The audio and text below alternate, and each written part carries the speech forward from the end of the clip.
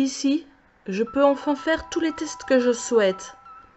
Et je commence par introduire un homme dans un sas. J'y lâche plusieurs spécimens de ce que l'on nomme désormais la mouche Wolfartia demontia. En quelques secondes, elle pénètre les orifices de la tête de l'homme, oreilles, bouche, nez. Dès lors, nous surveillons l'évolution des œufs.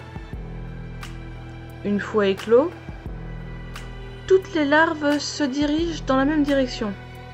Elles creusent les chairs, dévorant de leurs mandibules acérées, afin d'aller vers le cerveau. Pas une ne prend de direction différente. Nous faisons passer un scanner à l'homme.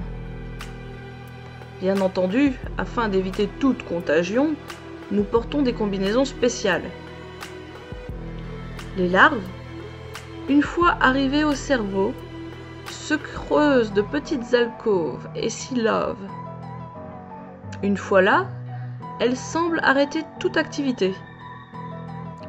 Le comportement de l'homme ne paraît pas vraiment différent, si ce n'est qu'il ne cesse de réclamer de la compagnie.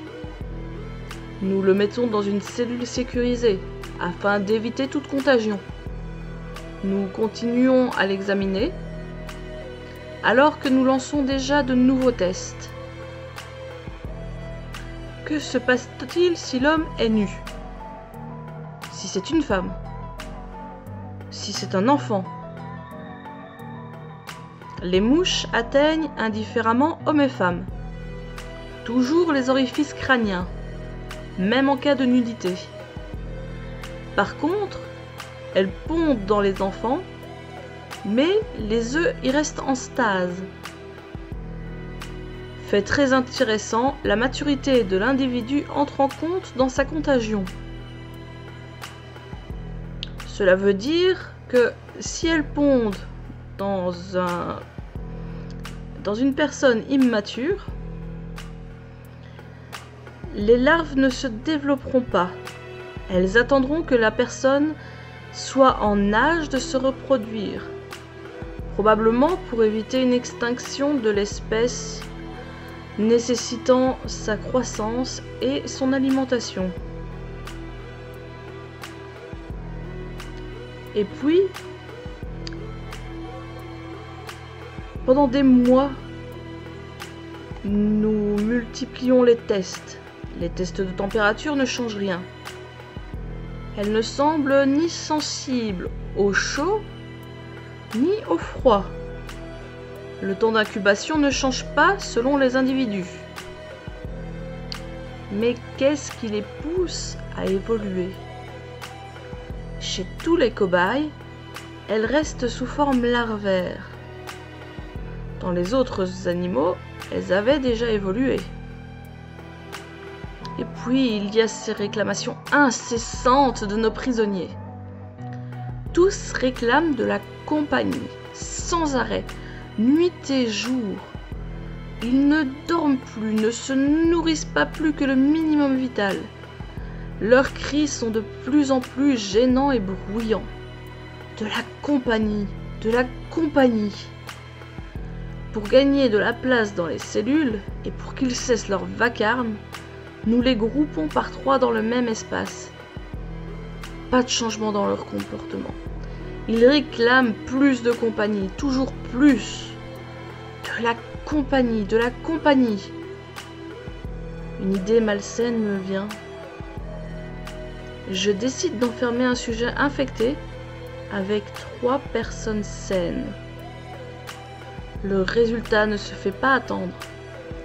Sur une durée d'à peine 1 heure, les larves se changent en pupe, puis en mouches adultes.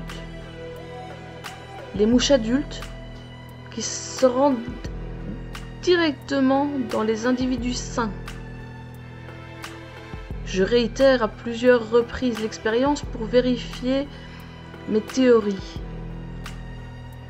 C'est donc à ça que servent leurs sécrétions psychotropes. Elles poussent leurs hôtes à rejoindre des gens sains afin de les contaminer et ainsi se reproduire et se répandre de façon exponentielle. Une fois leur corps débarrassé des mouches, les humains meurent lentement ou tombent dans un état végétatif. Je fais mon rapport au chef de laboratoire, qui en fait part au ministre. Peu de temps après, nous recevons l'ordre de créer une arme biologique avec cet insecte. Arme absolue, car indétectable. Moins courante que les bactéries que les savants d'État créent habituellement. L'idée consistait à contaminer un sujet volontaire, prêt à sacrifier sa vie pour son pays. Un fanatique. L'homme ou la femme serait alors mis en contact avec une foule, la plus massive possible. Nous avions en effet remarqué que le temps d'évolution était beaucoup plus court au sein d'une foule compacte. De plus, une fois contaminé, tout être humain, hormis les prépubères, recherchait un contact social important, engendrant un effet boule de neige.